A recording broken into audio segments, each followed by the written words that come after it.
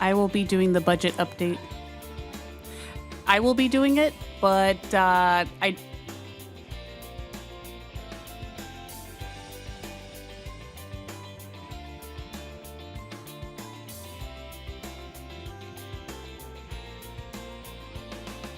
Martin.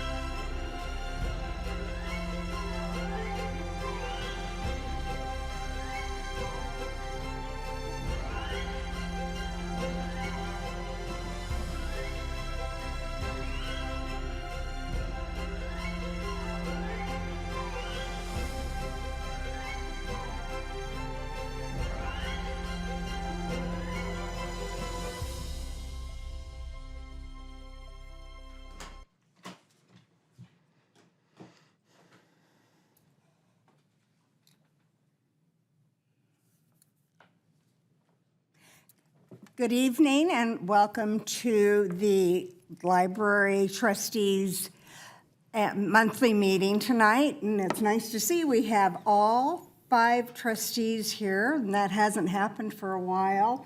The perils of summer vacation, so I'm happy to see everyone this evening. And I would like to call the meeting to order, and Trustee Leonard. Oh, my goodness. Leonard. Will you please lead us in the pledge? Yes, I will. Thank you, Cherise. We don't have any pictures. No picture? All right, please put your right hand over your heart. Ready, begin. I pledge allegiance to the flag of the United States of America and to the republic for which it stands, one nation, under God, indivisible, with liberty and justice for all.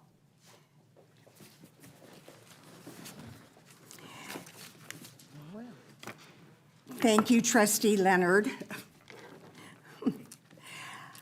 And Ms. Vargas, would you please take the roll? Chair Newhan, Present? Vice Chair Merchant, Present. Trustee Kennerly, Present. Trustee Towler Hayes, Present. and Trustee Leonard. Present. Great, thank you. I would like to know, have you all had a chance to read the minutes? And if there are any additions or corrections, would you let us know now? No additions or corrections? Okay, then may we have a motion to approve the minutes from July 25, 2023? I make a motion to approve the minutes of the board meeting held on July 25th, 2020. Thank you, and do we have a second? I second. All right, thank you. Ms. Vargas, would you please take the vote? Chair Newhan, I approve. Vice Chair Merchant, Approve.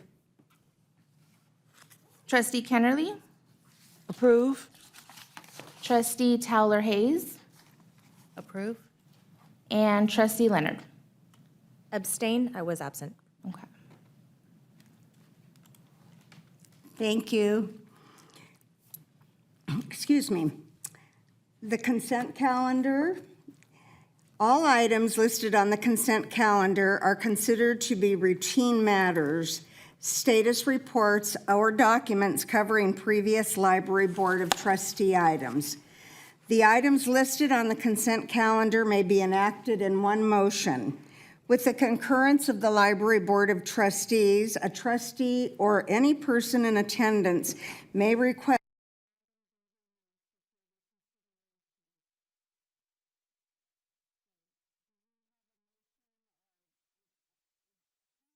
to present the consent calendar, the graph, stats, etc. Is that you?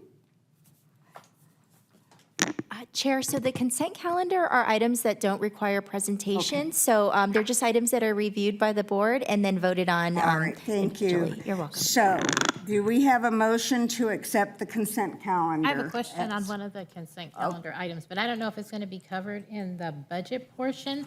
It was the library budget of $731.23, and I had a question about the dollars spent, not spent. So you would pull that item? Okay. All right, so we've pulled that item. Are there any other questions on any of the items? Okay, so do we have a motion to accept the consent calendar as it stands now with the one item pulled? I make a motion. And a second? I second. All righty, thank you. Ms. Vargas, would you please take the vote? Chair Newhan, I approve.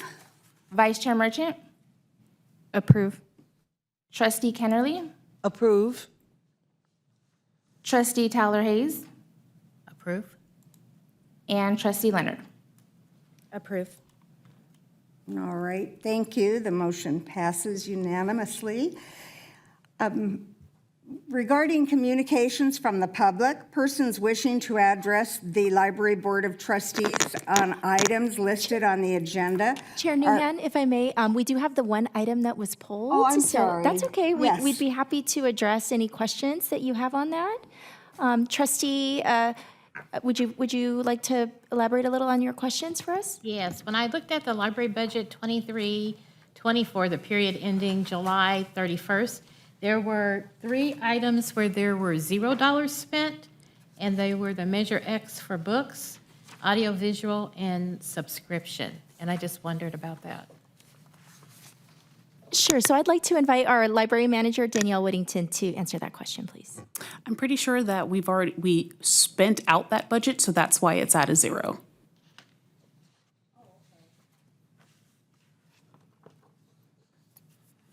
Are there any other questions? But it says, That's what I was going to say. It says approved that the budget amount was $25,000, but then it says spent 0%. I'm going to be honest, I don't know. So I think I can answer that question. So this is as of the end of July, July 31st. So the percentage of what is spent usually shows what is spent year to date for the fiscal year, and this is the very first month of the fiscal year. So that money likely was not expended at all just during that first month because we're still gearing up for our programs. So as we start to progress further through the fiscal year, which starts July 1st, we'll start to see that percentage of what has spent from the total budget increase. thank you. You're welcome. It says period ending July 31st, 2023. Correct. So that's the end of the first month of the fiscal year. So the fiscal year begins July 1st, and that month ending, it just means that nothing had been spent so far during that particular month, which is 0% of the total fiscal year budget. All right, are there any other questions? Are we good? Good. Okay, now, communications from the public. Persons wishing to address the Library Board of Trustees on items listed in the agenda are requested to identify themselves and state the matter on which they wish to comment. No action will be taken on matters not listed on the agenda. The Library Board of Trustees would appreciate your cooperation in keeping your comments brief. Ms. Vargas, are there any speaker cards from the public? No, Chair, there are no speaker cards. Thank you. Are there any written communications from the public? No, Chair, there are no written communications. Thank you. All right, we can move on to administrative reports and the library report from Ms. Fitch. Chair Newhan, I'm so sorry to interrupt. sorry. I do have a question. Since we pulled that previous item, do we now have to make a motion to approve it? I so move that we approve the budget item that was previously pulled. I second. And Ms. Vargas, I believe we would need a vote on that separate item.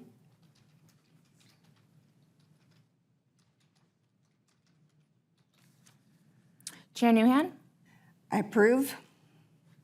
Vice Chair Merchant, Approve. Trustee Kennerly, Approve. Trustee Tyler Hayes, Approve. and Trustee Leonard. Approve. Thank you. And thank you, Trustee Leonard, for bringing that to our attention. All right, administrative reports. And are you going to give that to us this evening, Ms. Finch, or?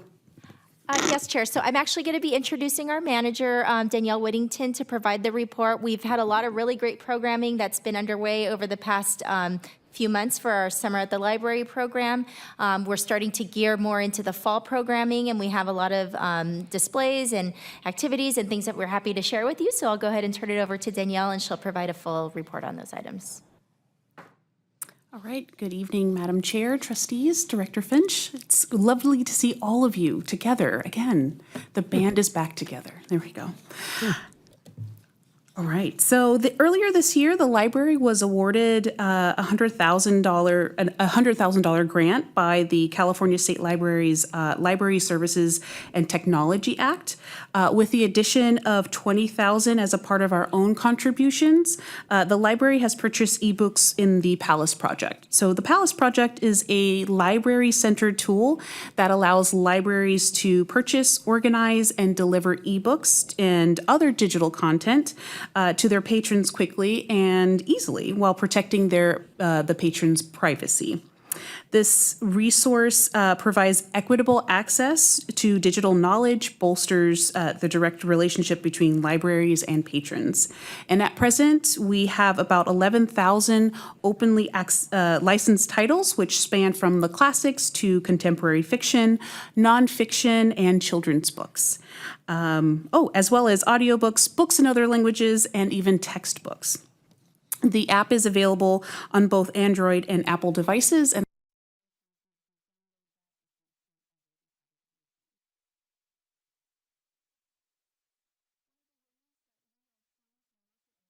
more is through our book displays. Our awesome librarian Lisette has been in charge of creating new displays these last few months. We've added a second A-frame at the start of June, and based on our numbers, our patrons really do seem to be enjoying the book displays. And later on in this presentation, I have a very short video of Lisette explaining the displays, so I will leave that to that video. The library has a new event called Literacy and Loteria. If you are unfamiliar, Loteria is a traditional game in Mexico and is similar to bingo. And this free event is on Thursday, September 21st from 4:30 to 5:30 in the Francis Aldama Martinez room. The event is not only going to have a Loteria game, but it's also going to have an information session about our ESL classes, adult and family literacy. We will have snacks and prizes available, as you do, and every family that comes will receive a free book, and we also have bilingual books available. So please bring your family to this very, very fun event. I wasn't going to add this one, but I found it very, very interesting that these are our top 10 fiction titles checked out at the end of July 2023, and the highest circulated book has dethroned Pokemon Adventures, which is Bleach manga, at 59 circulations. The next slide is our top nonfiction titles checked out, with the largest being Primary Phonics, once again, with 36 circulations. And for adults, Spare, once again, being circulated 10 times. At present, we have about 30% dead items, and which is actually an improvement from April when we had 35%. And currently our grubby items are at 38%, which is about the same for April. I count that because we had so many participants during our Summer at Your Library event. We had people coming in and logging in all of those hours, reading all of these books. And so all of our books have been well loved and well worn during the summer.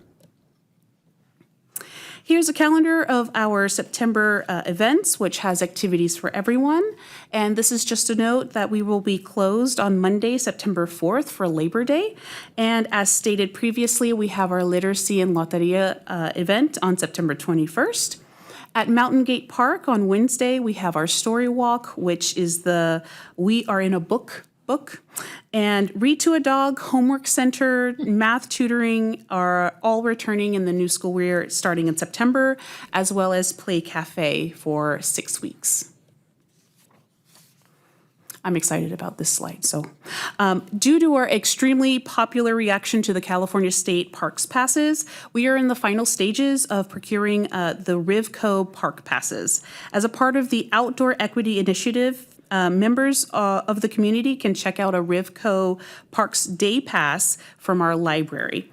The pass is valid for day use admission and fishing fee at any Rivco Parks location for all passengers seated in a passenger vehicle.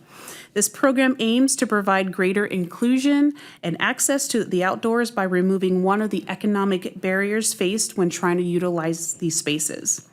At present, we have purchased 10 passes for our library, and we are waiting for them to be cataloged for checkout.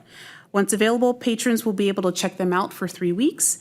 And if these passes are just as popular as the California Parks Passage, we are going to purchase more. And a special thank you to Madam Chair for making us aware of this program. So thank you. My pleasure. Can you tell me the price of each pass? The price on the library side, yes, it was $300 per pass. Thank you. Due to our increased staffing, the library is officially going to extend our hours on Fridays. So starting September 9th, the library will be open until 6 p.m. And currently, we are making sure our signage, website, flyers reflect this change, as well as the signage on our doors. Oh, I actually have another slide, but I will just go off. So in your packet, there's a handout with a wish list. And in that wish list, that was we actually gave that wish list to the Friends of the Library. And the Friends had their annual meeting, and one of the items on the agenda was this wish list. And so the board invites myself and Director Finch to attend their meetings, and we gave them this wish list, and some of the items are items that they already sponsor, like Summer at Your Library, but some are new events and programs that we'd like to put on in the future, like CoronaCon, and then there's some items that will help give a facelift to the library. From this list, the Friends whittled down these requests to 4 special projects and had their members give input during the annual meeting. The Friends Board will decide over the next couple of meetings the project that they would like to donate their funds to. And this is actually a great time for me to say thank you to the Friends, not only for their constant support, but also for their recent donation of $25,000 for literacy that we're going to be using towards our new books. And now I have a very quick video that I created about our collections team, and it's starring some of our own librarians.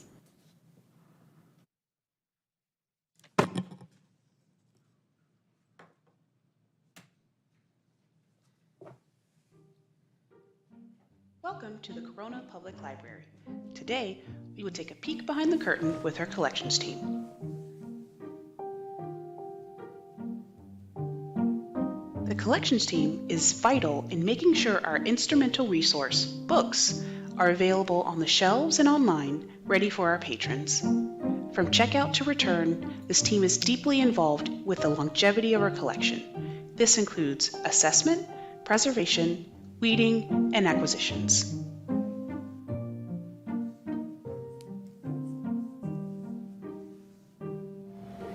There are a few main ways we acquire books. Most of our children's books are purchased through Baker & Taylor, while the majority of our teen and adult books are loaned through a borrowing service called McNaughton. With McNaughton, we return them after their loan period is over, but we do get to keep a certain amount in our collections. ZipBooks is immensely popular among our patrons as well. Thanks to this grant, this is a service that we provide when we don't have the book that a patron is looking for. We order it through Amazon and send it directly to the patron's home. When they are done reading, they bring it to the library and the librarians will either add it to the collection or donate it to the friends. Our patrons also regularly donate books to the library. Librarians may look at these donations and decide to add them to our collection.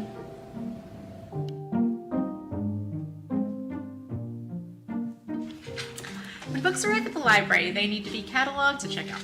Cataloging is the process of describing an item in a way that makes it findable to patrons and trackable to us. We do that by creating a MARC record like this one. So here I've already gone through and pulled all of the information I need from the book or the data in order to code the record. This book was in English, but the metadata for our foreign language books are also translated in-house. The first step is to catalog the book. Once the book is cataloged in Koha, we add a barcode and an RFID tag. Both of them are associated and the RFID tag is armed. The next step is to create the call number tag. After that, we add any genre labels or special stickers depending on the book. Some of the books need plastic cover on the book jacket or laminate, depending on if it is a hardcover with a jacket or if it is a comic book.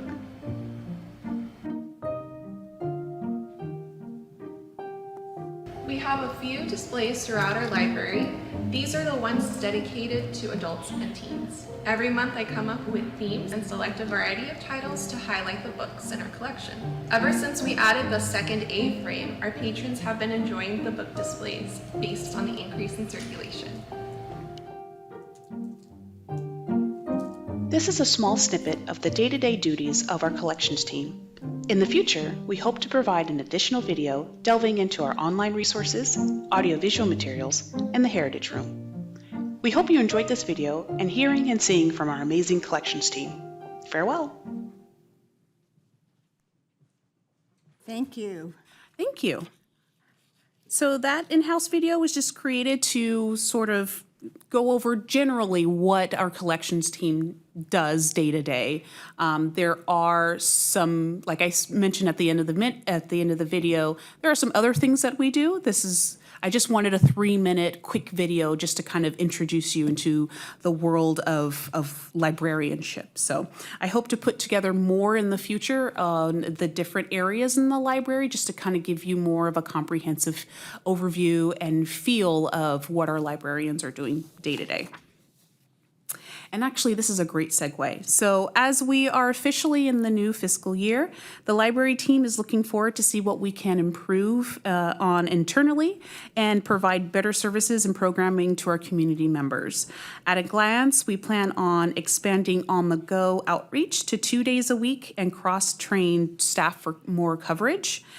Rebranding all of our program flyers, social media graphics, outreach vehicles, tablecloths, flags, and Summer at Your Library banners with new city branding. Finalize social media procedures, create social media campaigns, and assign staff to content creation for a more strategic and purposeful promotion of our library events and programs.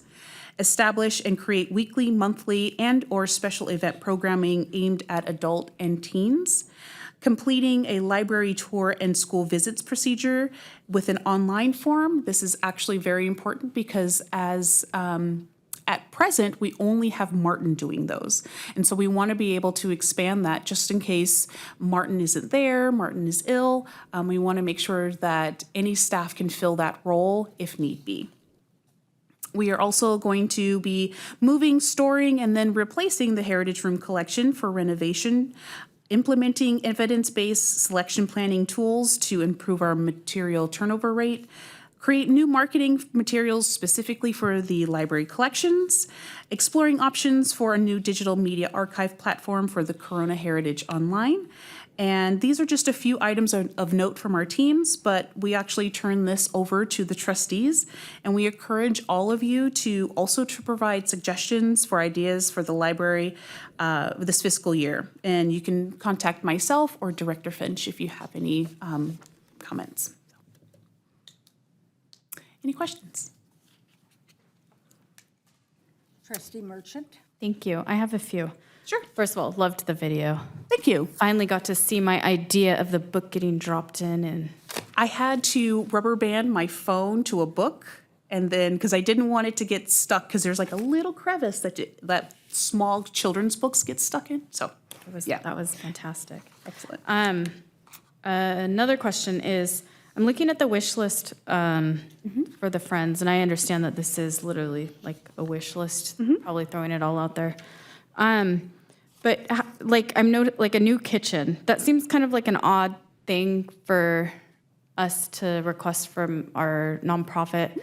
Shouldn't that be something that's just part of like the maintenance budget where it's fixed up regularly? Yeah, so the problem with the current kitchens is that if you've ever been in there, there are a lot of cupboards and they end up being hidey holes for vermin. And the problem is that we don't want vermin in the library because then they tend to eat our books. So given that this was a pie in the sky wish list, we thought, we really wanted our kitchens to mimic the ones that are at the CCC right now. They're stainless steel. They're easy to clean. There's nowhere where, rats are everywhere, right? But there's really very little areas where vermin can sort of hide. And it also, since it is an aspect of our Francis Aldama Martinez room, and that's something that the Friends do use regularly, we thought that maybe they would be interested in helping to upgrade that kitchen area for their fundraisers, so that currently right now, I hope I'm not overstepping, Trustee Leonard, but currently right now, what happens at the end of Ladders and Linguini is that they have to take all of those, all of the dishes, everything, and they have to transport them over to the CCC to clean. And so they're doing us a favor by having a fundraiser, and we're telling them to drive down the street to wash their dishes. And so, again, it was a wish list, and we were like, you can choose anything from this list, and that was one of the things that they chose. It seems to me that a non-functioning properly kitchen would not be something that the Friends would be responsible for, but regarding health and safety, I don't know why that wouldn't be something that would just be put on the city's desk. Yeah, I believe at present, even if we did bring this to the city, it would be very low priority. Like, why does a kitchen need to be upgraded in a library? So again, that's why it was on our wish list. We thought, pie in the sky. So, Dr. Finch? Yes, and I just wanted to add, so the city does provide the general maintenance to make sure that the kitchen is up to health and safety standards. We do, if anything's broken, it does get fixed.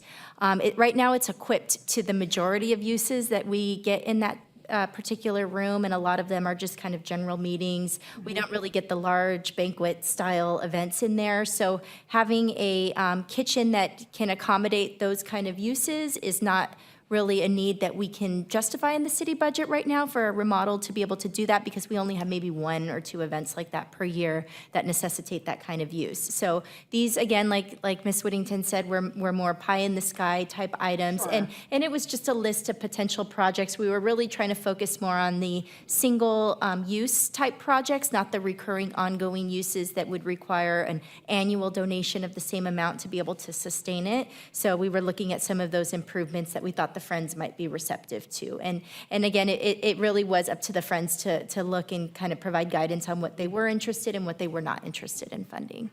And Chairman Newhan and Ms. Merchant, Trustee Merchant, I was looking for that word. I can comment more on those when it's time for my report, if it's permissible. And then just one last, and then I'm done. For what next, an idea that I know I brought it up last meeting. I'm going to bring it up every meeting. We really need to make our library more adaptable for younger special needs children. We could look into making it autism friendly, or having a quiet sensory room, or having more activities for the little ones with special needs. I know that the adaptive art is fantastic for the 14 and up, but if we could implement that for the younger kiddos too, that would be fantastic. Yes, thank you. I just had a comment. I liked the video, loved it. And I was thinking in terms of, I was glad that you said you were going to do more featuring different aspects of the library. If there would be some type of way where you can maybe even show some of the patrons of the library, excuse me, just the inner workings of a library, and start with little videos like that, or either loans, I don't know, the relationship between the schools. Because I was a librarian at a high school in Pomona.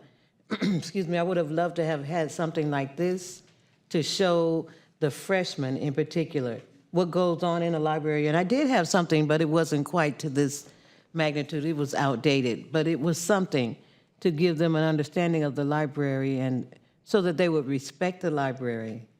That's why I say it's freshmen, because they come in very immature, some of them, and just so that they can understand the process of it, and maybe have a little bit more ownership in it, and maybe inspire somebody to become a librarian. Yes, I love that. I think also I'd like to see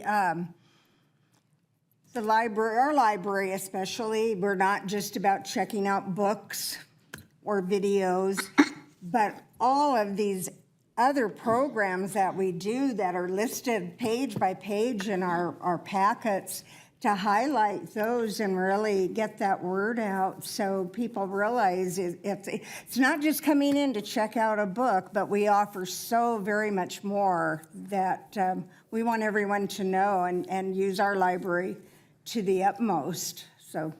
Yeah, that's one of the reasons why we're trying to bolster our social media postings and campaigns, just so that people who are just on their phones at home scroll past and see a very interesting video about the library, about our literacy and loteria event, or a read with a dog event. And so it's in the works, and we're actually excited to actually get this off of the ground. And I think one thing that all the trustees probably do is when we see a post from the library on social media, we share it to first of all, to our friends, and I share it to all 5 council districts.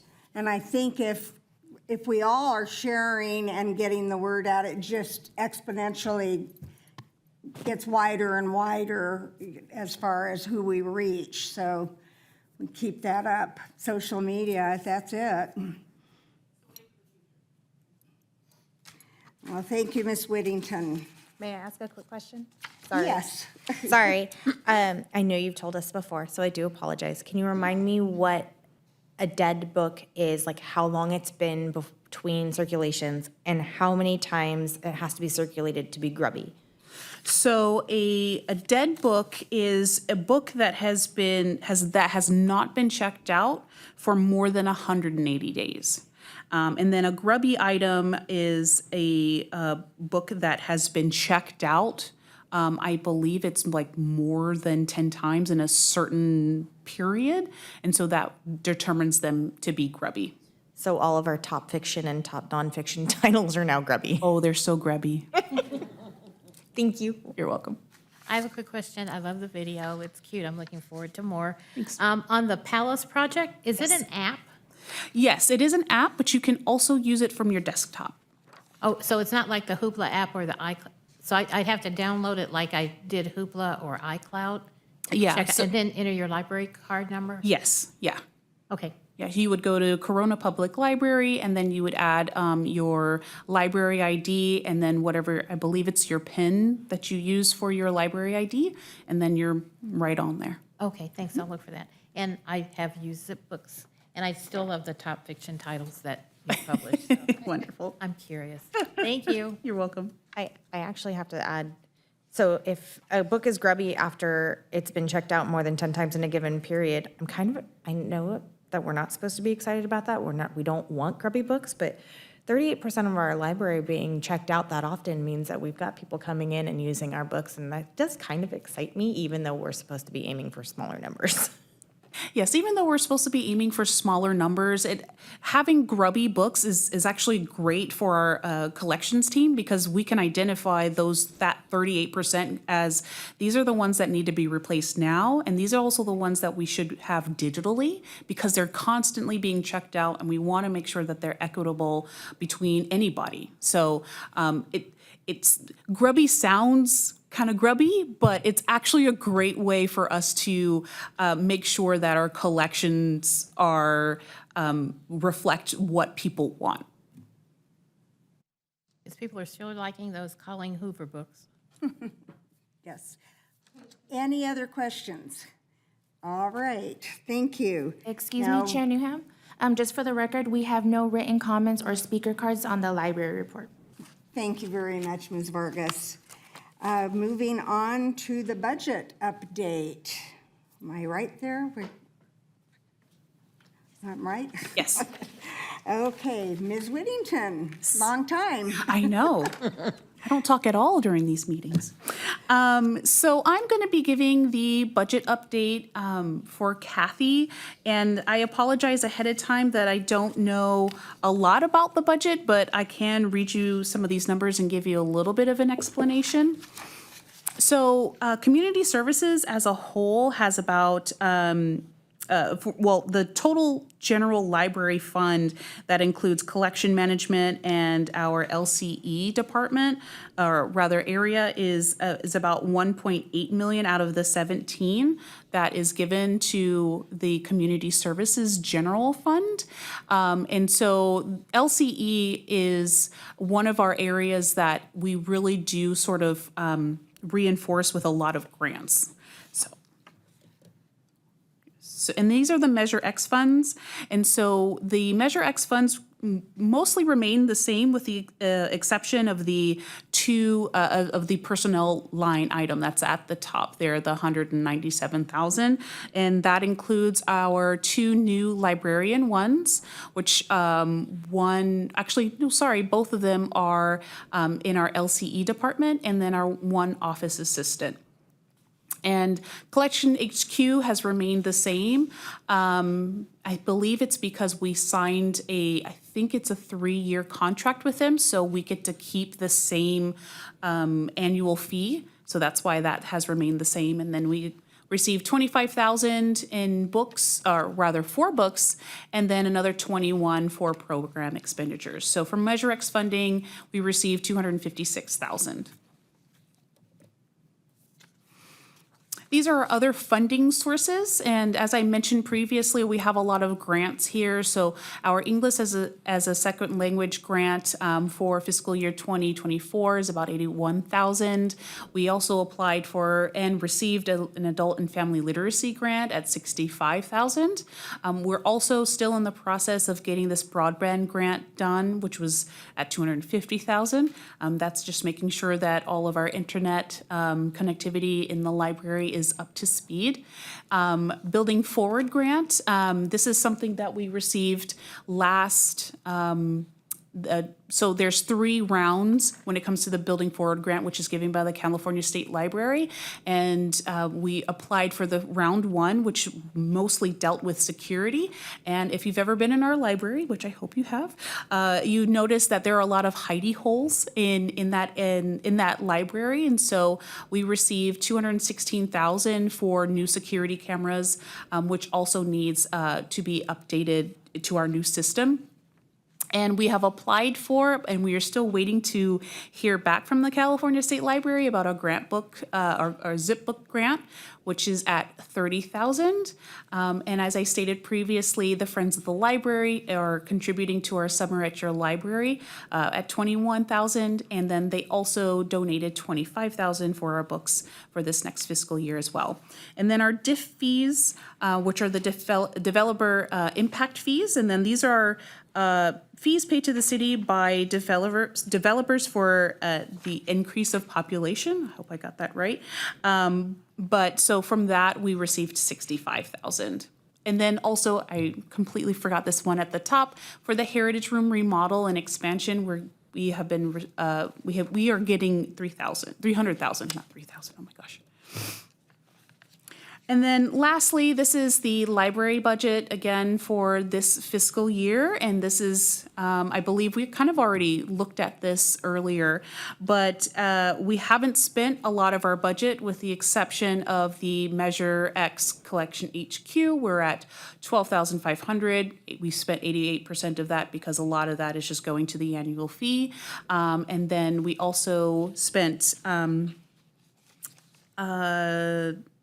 96% of our electronic resources, and those are just on, like I said, on an annual basis, and we just kind of put the money towards our databases that are constantly being renewed. So I will answer any questions that you may have if I can, but if I can't, I will make sure to relay it to Kathy, and then we will discuss it at the next meeting. I have a question, and it doesn't relate directly to this budget, but several years ago, I raised the question about library fines, citing what's happening in many other counties, including San Diego, and it was being looked at for a while, and it's kind of dropped off the table. I wondered what is happening with that, and what do we bring in currently in fines at our Corona Library? Currently in fines, we bring in $0 because as of, I believe it's March of 2020, we stopped charging patrons their daily fines. Okay, and that wasn't just a COVID thing, Nope. That is permanently That is permanent. in place? Yes. Excellent. Yes. That's great, thank you. The only fees that we currently have is if you lose a book, but we are actually, if you come up to us and say, hey, I found that book, I have it in my hands, we will remove that fee from your account. Thank you, thank you. Are there any other questions, trustees?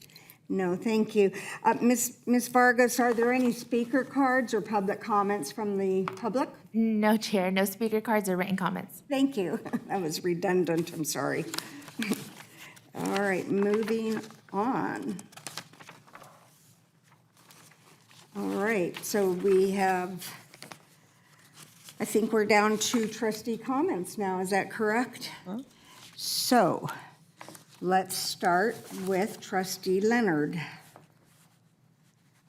Thank you, Madam Chair. So as was already discussed, we did have the Friends of the Library annual meeting this past Wednesday. I think it was the 16th. And during that time, yes, we discussed the wish list a little bit, and we've had previous discussions about it at meetings, which I will go into in a minute regarding some of the questions that you had and that Trustee Merchant had about the different items on there. I did want to point out that during the meeting, we had the pleasure of presenting Lamppost Pizza with a beautiful glass award, the Distinguished Service Award, because Lamppost Pizza provides Ladders and Linguine, which is our largest fundraiser every year, with our food and other libations at cost. And because of that, we are able to minimize our overhead and maximize our profit, which is why we were able to present the library with $20,000 for books. The additional $5,000 came from the foundation, which was sort of preceded our friends. And so when they dissolved, the money was earmarked specifically for books. And so we were able to combine the two and present the library with a much needed check. And you'll notice that is one thing on the list, even though it's a request for an ongoing $30,000 a year, we were able to at least meet $25,000 of that this year. Our volunteer of the year was Rebecca Dell, because she comes in and she'll actually set appointments with people that come in and they'll look for specific books. And she offers suggestions based on books that they've already read. So she is really helping our bookshop make lots of profit. She even goes to garage sales and tells them, hey, if you still have books left at the end, I'll come back and get them for you and we can donate them to the Friends of the Library. So she received one of our Volunteer of the Year, and then our Vice President, Terry Siegert-Jaggers, who has done amazing things. She worked in the foundation and as well our Vice President. What I really want to tell you about is our volunteers. So we have about 53 volunteers who spend their time in the bookshop. And between all 53 volunteers, our volunteers spent 7,615 hours in the library helping to raise money. And for those out there that don't know, the Friends of the Library is a nonprofit organization whose aim is to create an engaging and interesting environment for our community members by donating to different things in the library to needs. I wanted to point out that we do have one we have lots of amazing volunteers, please don't get me wrong there. But Linda Scott, who has been with us for a long time, just last year alone, she donated 748 hours to the Friends of the Library. In her lifetime of being a volunteer, she has donated 14,247 hours. So our volunteers are dedicated. Would you repeat her name, please? Linda Scott. She helps with all of our internet sales through Amazon and everything else. And just, I don't even know, how do you accumulate 748 hours in a year? That's a lot of time that she spends down there. So we are just so thankful. We have so many people who donated over 100 hours. They got a free candy bar at our meeting, and they really enjoyed the chocolate. We figured they probably needed the stress relief based on the amount of time they donated. So to quickly address the wish list and the kitchen specifically, the kitchen is actually a really big deal for the Friends because we utilize it for ladders and linguine. And in its present state, doesn't quite meet our needs.